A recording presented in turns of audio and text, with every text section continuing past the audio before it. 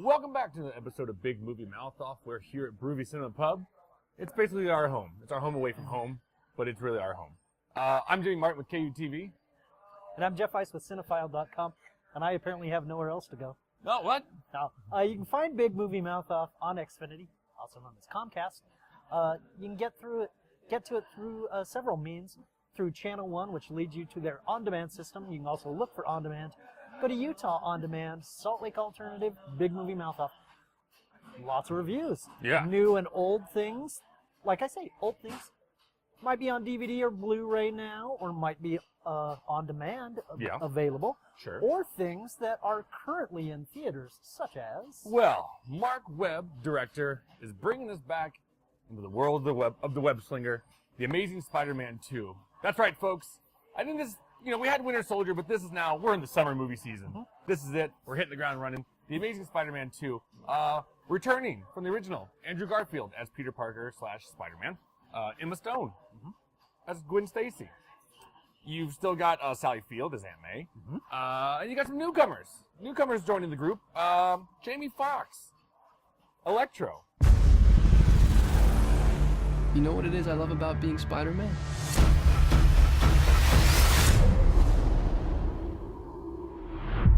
Everything. Thrown back into the world, Peter Parker's he's dealing with the repercussions of one, being a superhero itself, putting his family and friends in danger, dealing with the death of Gwen Stacy's father, George Stacy. Yep, played by Dennis Leary in the original, and trying to debate how do you move forward? How do you risk yourself, your loved ones, and but protect the city at the same time? While this is all going on in his head, the relationship between him and Gwen Stacy are also being questioned. Mm-hmm. Because you might remember at the end of The Amazing Spider-Man, George Stacy told Peter, who he knew was Spider-Man, that's right, leave his daughter alone. Go away. For her own safety. You're gonna get her hurt. So just back off. You go your way and she'll go your way. You still love her, but go away. So we're dealing with that. As we said, Max Dillon. Jimmy Foxx is Max Dillon. He's basically an electrical engineer at Oscorp. Has an accident. He gets electrocuted. An accident's basically the way you can say it. Becomes Electro. Basically is a super villain charged by electricity. Can fire into electrical outlets. That's where he absorbs his powers from electricity. So Peter's got to deal with that. In the beginning of the film, he also has to deal with Paul Giamatti. Alexei Sitsovich. Yep. Basically a Russian mobster who let's just say he gets caught kind of quick. It's not a spoiler. You're fine. It's the first 5 minutes. He also has to deal with a childhood friend who has returned. Harry Osborn. Dane DeHaan. From Chronicle. From Chronicle. So he comes in. Well, he's got an illness that, let's just say it's genetically, he gets it from his father, from Norman Osborn. And so he needs a cure, thinks he can get it from Spider-Man, talks to Peter, thinks, it's all connected. See where we're going here? It's all connected. Everything's connected. By the way, Peter's also still bothered by the mysterious disappearance of his parents, played by Campbell Scott and M.F. Davids. Right? So, let's jump in. With a 2.5-hour running time, and these are like Michael Bay running times. These are summer blockbuster. Let's cram as much as we can without hitting that eerie 3-hour mark. Once someone says it's 3 hours long, you're like, oh, that's long. But 2.5, you're like, okay, that's long. Exactly. The difference between 2.5 hours and 3 hours is this. I call 3 hours rump testing. Right. Rump testing. You get squirmy. Okay, so pros and cons. I'll say this: Jamie Foxx is a great actor. I really do. I believe he's fantastic. Oscar winner. This role with Max Dillon, to me, was so eerily similar to Jim Carrey in The Riddler, as the Riddler in Batman Forever. He's socially awkward. He becomes obsessed with with certain iconic roles, and then all of a sudden he becomes this super villain. Exactly. He goes from clown to villain in no time. Yeah, right. And by the way, in case you had a hard time wondering if Jamie Foxx as Max Dillon is a clown, why, the score informs you that he's a clown. Yeah. There's some issues with the score. There's some issues with his inner monologue, his conscious betraying him, making him want to do things that he may not want to do. That gets a little eerie. Now, let's talk about a pro. The chemistry between Andrew Garfield and Emma Stone, who are together still, as of today, are still together in real life, just bleeds onto the screen like no other performance I've seen in a lot of superhero films. There's love, there's chemistry, there's actual feelings there that make that relationship on the screen so fun to watch. Oh, I'm coming with you. When? It's too dangerous. Sorry, I love you. Don't hate me. Which is why those parts are a problem for me. Not in a bad way. Yeah.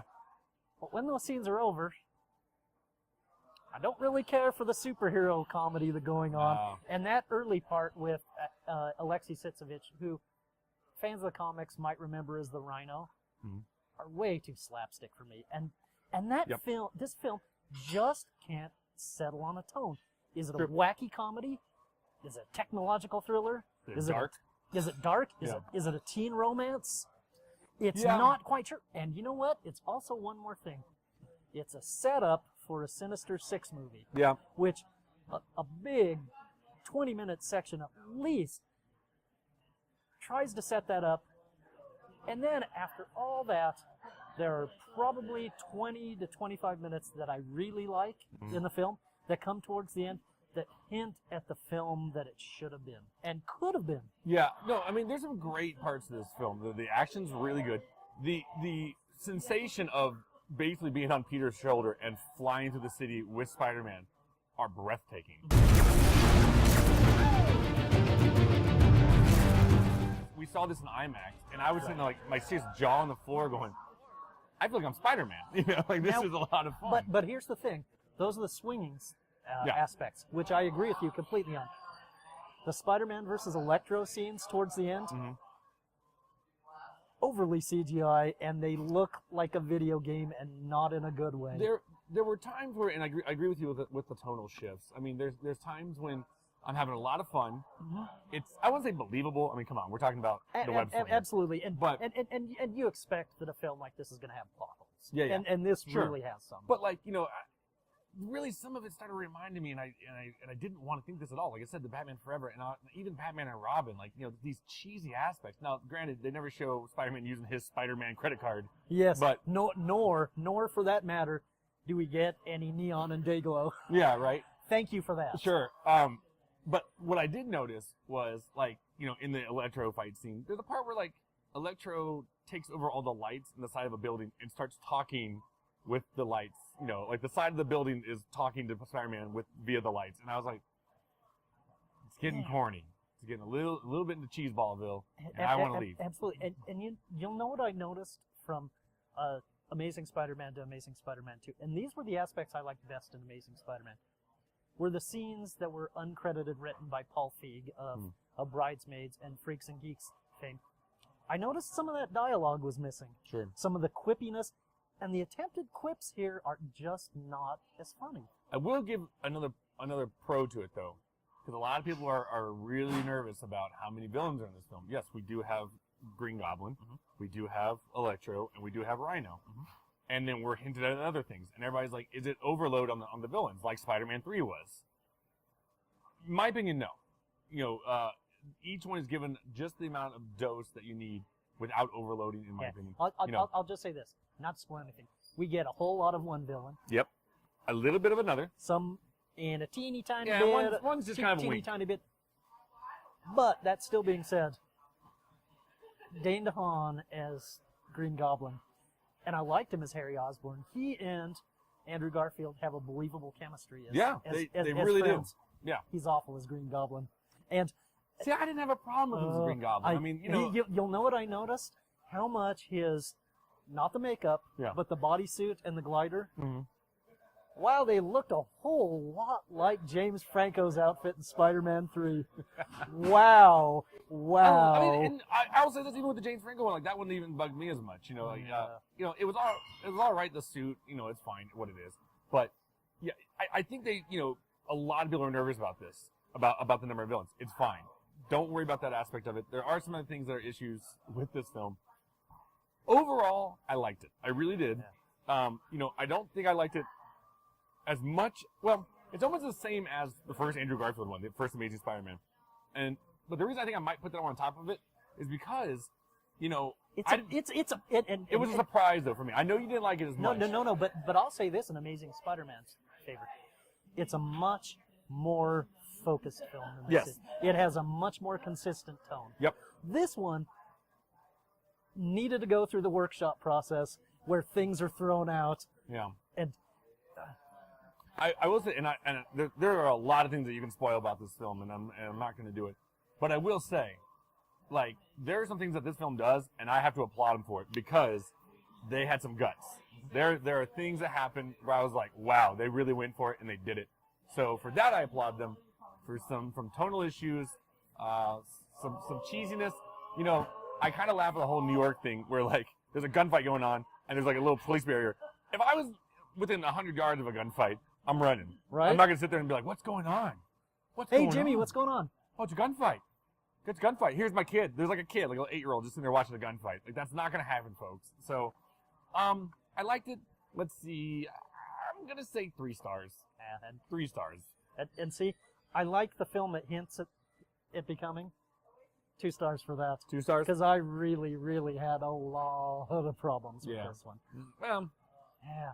what can you do? Next time, focus on it and just... I am excited for where they're going with it, so I will say that. Absolutely. Hey, before I forget, I want to thank our sponsors. Absolutely. Precision Gaming Repair and Game Changers SLC. Check them out for all your gaming needs and repairs, and they fix all Apple products.